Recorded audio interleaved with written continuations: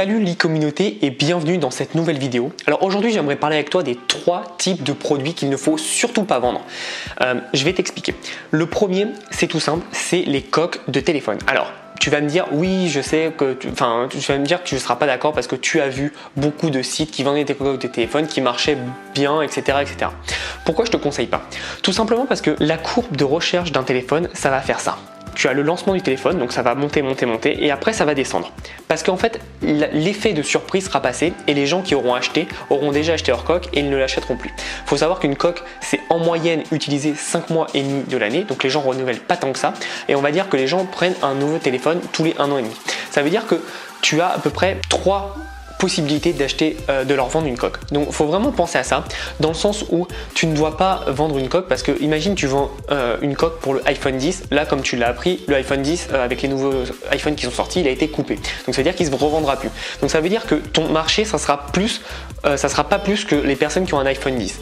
Et évidemment, pas tout le monde a un iPhone 10 parce que ça coûte très cher. Donc il faut vraiment que tu penses à ça. Les coques d'iPhone, je te déconseille de le faire. Alors après, si tu es dans une niche, tu vois, qui est dans une niche, par exemple, je sais qu'il y avait une coque qui était très bien, c'était dans la niche du vin, et c'était une coque avec un espèce de liquide et que tu pouvais retourner. Ça, c'est différent. C'est pas le but, c'est la niche du vin, et c'est pas de vendre vraiment une coque d'iPhone sur le vin.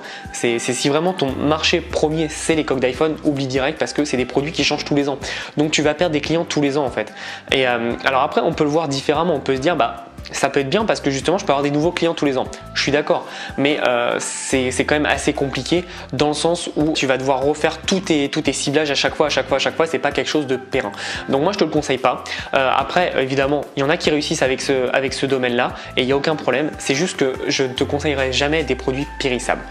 Et donc pareil, je te conseille surtout pas des produits périssables. Donc produits périssables, tu as plein de choses, tu as ce qui est les cosmétiques. Un cosmétique assez naturel en général c'est des produits périssables.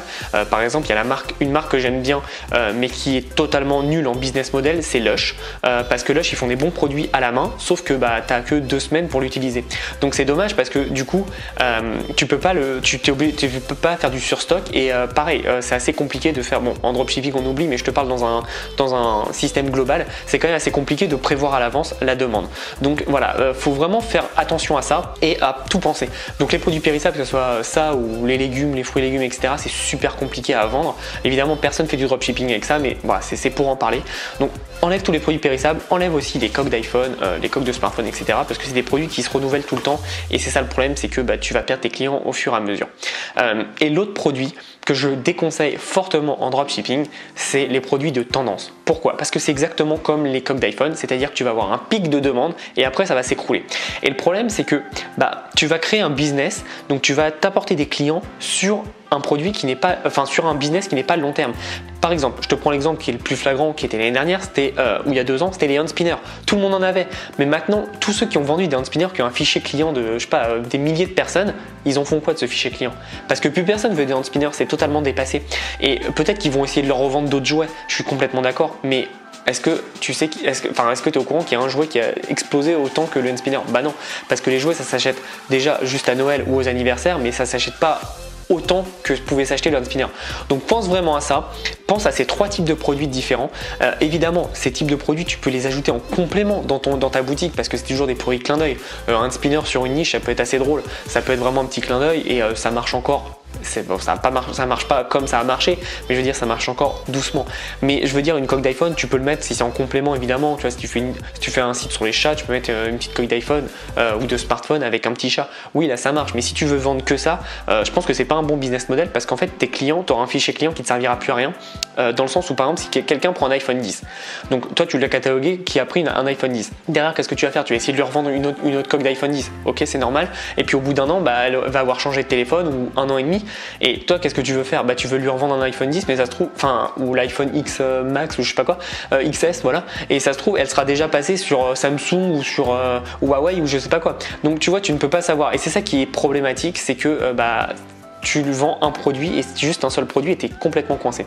Il y a plein de thématiques où tu as des produits qui sont beaucoup plus larges et où tu peux vendre ça. Tu vois, il y a des produits en cuisine qui se vendaient il y a 5 ans, qui se vendent encore maintenant, qui se vendent même mieux maintenant. Enfin, tu vois, donc il faut vraiment penser à ça. Donc les 3 types de produits, on va récapituler. C'est les coques d'iPhone, les produits périssables. Évidemment, ça je te l'enlève un peu parce qu'en dropshipping, il n'y en a pas beaucoup, mais quand même, pense aux produits périssables, donc cosmétiques, fruits et légumes, etc., etc.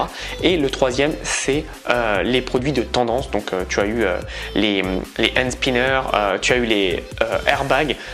Tu sais, c'est le truc que tu prends avec de l'air pour te caler. Ça peut marcher encore, mais ça marche que l'été, c'est le problème. Et c'est aussi les quatrièmes, c'est le produit de saison. Je t'en ai déjà parlé dans une autre vidéo à part où je t'expliquais de ne pas vendre des produits saison. Par exemple, si tu vends des produits pour le barbecue, tu vas être coincé. Parce que les produits pour le barbecue, bah, tu peux vendre que l'été malheureusement. Ou alors tu fais ça mais de façon mondiale, donc plus un site en anglais. Et tu vois, si tu vends en Australie, en Nouvelle-Zélande, c'est tout le temps l'été. Pareil aux États-Unis, tu as des régions où c'est tout le temps l'été. Donc pense vraiment à ça, ça dépend de ta stratégie. Comme je connais quelqu'un qui vend des maillots, qui a un site sur les maillots de bain qui vend très très bien parce que les maillots de bain il le vend sur un site anglais, anglophone, et donc bah, forcément l'anglais, il y a toujours un moment dans l'année où il y a un anglophone qui est à la plage. Donc comme je t'ai dit, l'Australie, la Nouvelle-Zélande, en Floride par exemple, il fait 30 degrés toute l'année, en Californie il fait quand même assez bon toute l'année. Donc tu vois, ça peut se faire. Mais par contre, les produits de saison, si c'est que pour le marché français, évite parce que la France, bah, ça se résume à l'Europe et un peu le Canada. Mais voilà, tu vois ce que je veux dire. Donc si tu veux vendre des produits pour le barbecue, par contre, tu sais que ça durera que de mai ou avril à maxi septembre. Donc tu as une petite fenêtre et c'est assez court. Pareil pour les produits de la Saint-Valentin, c'est assez compliqué. Pareil si tu veux vendre que des produits de Noël. Tu vois, quand je reviens des États-Unis, aux États-Unis, il y a plein de boutiques qui vendent des produits de Noël toute l'année parce que c'est leur business model, c'est de vendre des produits de Noël. Alors ça marche parce que les États américains, ils adorent Noël, ils s'y prennent bien en avance, mais je veux dire, leur pic d'activité, tu es d'accord qu'il fait ça et ça. Parce que c'est tout bête. C'est juste de la demande par rapport à l'offre. Donc moi je te conseille vraiment d'avoir des produits plus mainstream, plus grand public et qui marchent sur toute l'année. Et tu auras moins de problèmes en faisant ça. C'est tout pour cette petite vidéo. Si tu veux aller plus loin dans les stratégies d'acquisition de clients, j'ai toujours ma formation Social Marketing Academy qui est disponible. Donc tu as le lien dans la description.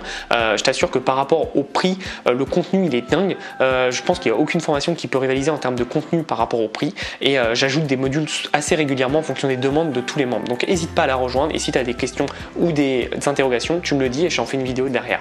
C'est tout pour le moment. On se revoit dans une prochaine vidéo et en attendant, passe à l'action. À bientôt.